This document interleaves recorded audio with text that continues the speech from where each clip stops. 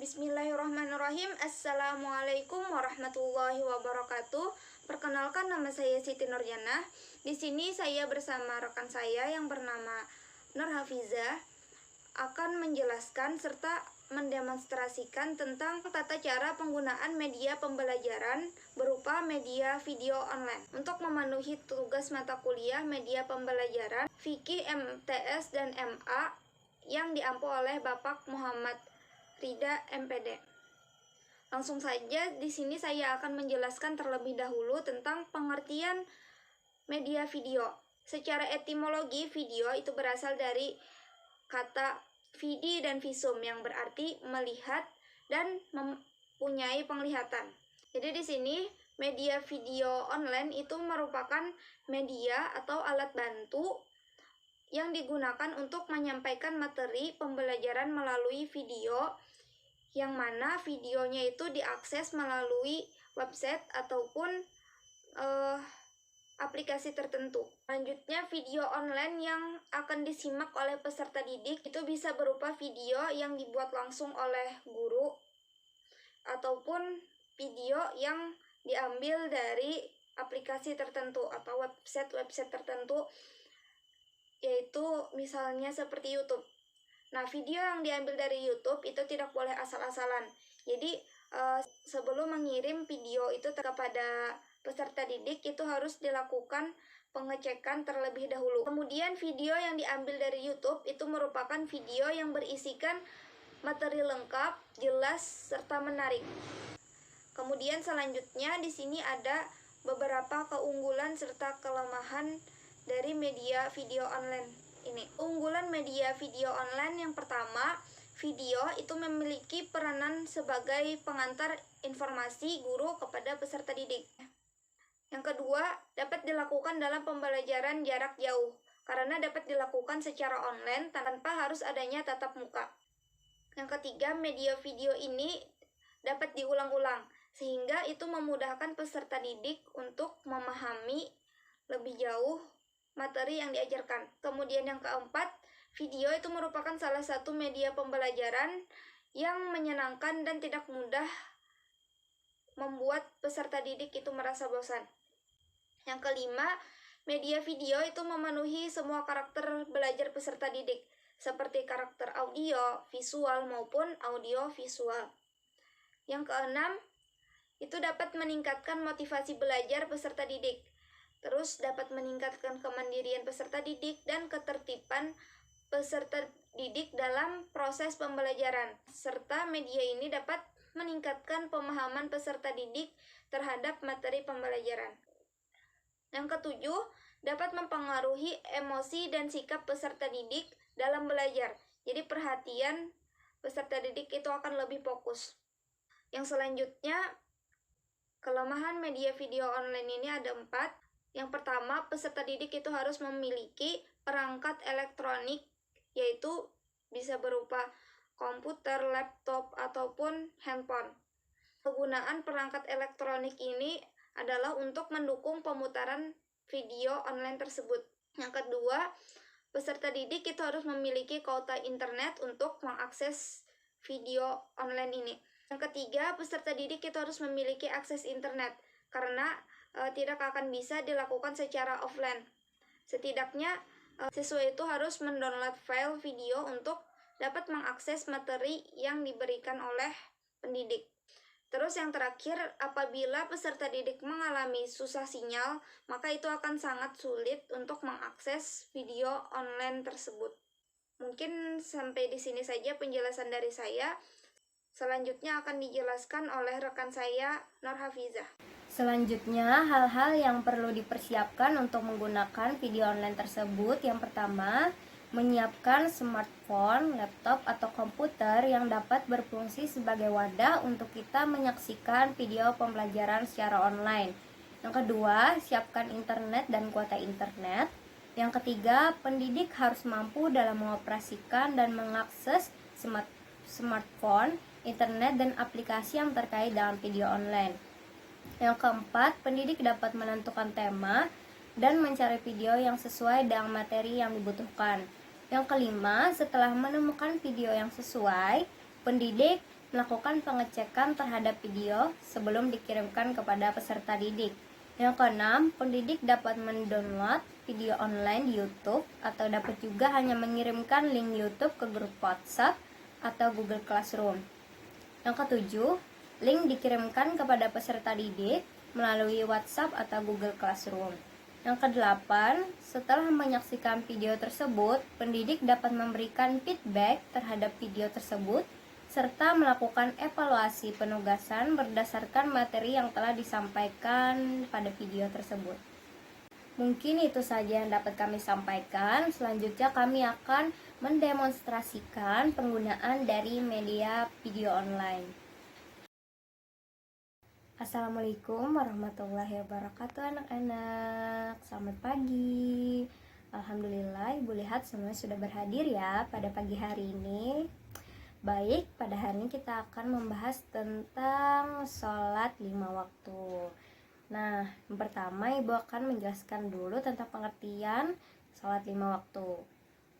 Sholat secara bahasa berarti berdoa, dan secara istilah, sholat adalah ibadah yang terdiri dari perkataan dan perbuatan tertentu yang dimulai dengan takbir dan diakhiri dengan salam.